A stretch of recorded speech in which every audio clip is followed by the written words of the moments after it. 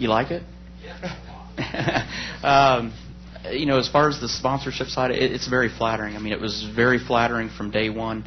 Even before we made the announcement, of companies that had came to us and were excited about the opportunity, that if we actually became a part of this, that they wanted to talk to us right away. Same with crew guys and crew members throughout the garage that said, hey, if you're going to do something different, we want to be a part of it. That side is very, very flattering, but it's not just because of myself. It's as soon as Ryan came into the equation, the same sequence that happened when I made my announcement happened again when we made Ryan's announcement. I mean, Ryan has brought a lot of people and a lot of excitement to the organization too. So I don't think it's been just me. I think a lot of it is due to Ryan also.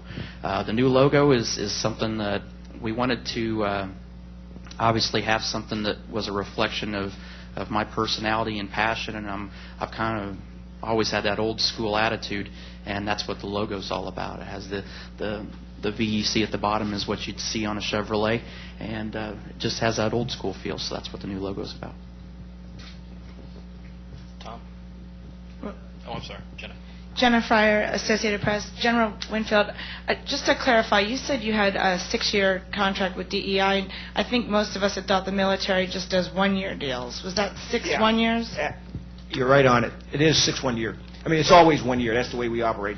Renewable up to 6 years. And it wasn't all DEI. I mean, it was several companies before that. I gave you the short answer. Now you have the more detailed answer. Yes, it was that way. It's 1 year at a time. Do we have to put you on the payroll for helping us negotiate, or? You can renew 6 times or 5 times? Right. That's the way it operates. Yes. If you'll send your resume to us, we'll see if we have a spot for you open in Stuart Haas. Doug Rice, PRN. Tony, this year there are 4 teams in the chase. 12 spots, but only 4 teams. What's your vision for Stuart Haas to be a part of that elite type group? Do you have a timeline and something laid out in front of you that you'd like to crack into that club? Yeah, next year. Okay. Love to. I mean, that's obviously, we wouldn't have started this program if we didn't feel like that we could have immediate success. And obviously there's no guarantees of when that's going to happen. But if that were the case, we'd all be Las Vegas bookies and be sitting in air conditioning like you guys do most of the day. But not that you don't deserve the air conditioning, and pool can't survive without the air conditioning. We know that. So, but we feel like, and Ryan and I have sat down, and we feel like that it's kind of like a gigantic puzzle, and there's every piece of it with engines, chassis, people, sponsors, the leadership in the organization, and we feel like that we obviously don't have all those pieces in the equation yet, but we have a lot of very key pieces that are going to make us feel like that we can be successful right off the bat. I mean, we're going to Daytona with the attitude of trying to win the Daytona 500. So we obviously got a guy that knows how to win it. We got a guy that knows how to get up to the last lap of it. So we feel like we got 2 of those major pieces covered right off the bat. So, I feel like that. I honestly feel like that we have the pieces that are in place and pieces coming into place that will allow us to possibly want to be one of these organizations that cracks into that elite group and gets 1 or both cars into the chase next year.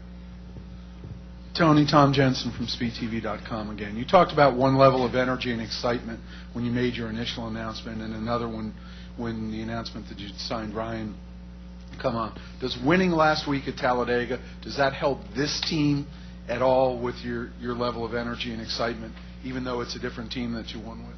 Yeah, I'd have to believe so, and I think proof of that was when we were coming down the pit road to go to Victory Lane. It wasn't just guys from Joe Gibbs Racing. I mean, we had guys from the 70-car team and the 66-car team that were out there congratulating us too, and you could see the excitement on their faces. So I do feel like it's transferred over to the new team already also. Any other questions? Cool. We'll do one more before we head outside for the photos.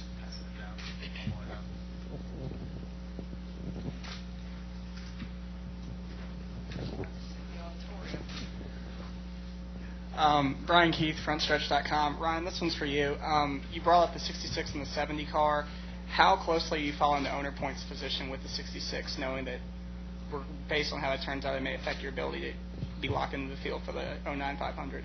Well, I definitely have an eye on it. I mean, there's obviously interest in there, and obviously not the team just doing well now, but for the future, next year as well. And the situation is unique in the fact that Tony has his champions provisional, and realistically, we only really need one team to be in the top 35. So Scott's doing an excellent job right now. It's very important for us to have at least some kind of insurance for us going into Daytona, but we don't want to rely on it. That's the obvious. And we'll just keep going the way we're going and doing things the way we're doing them. And when we get there, hopefully we're not even having to worry about any of that stuff.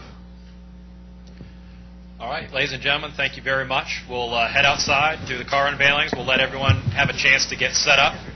Thanks again for your time.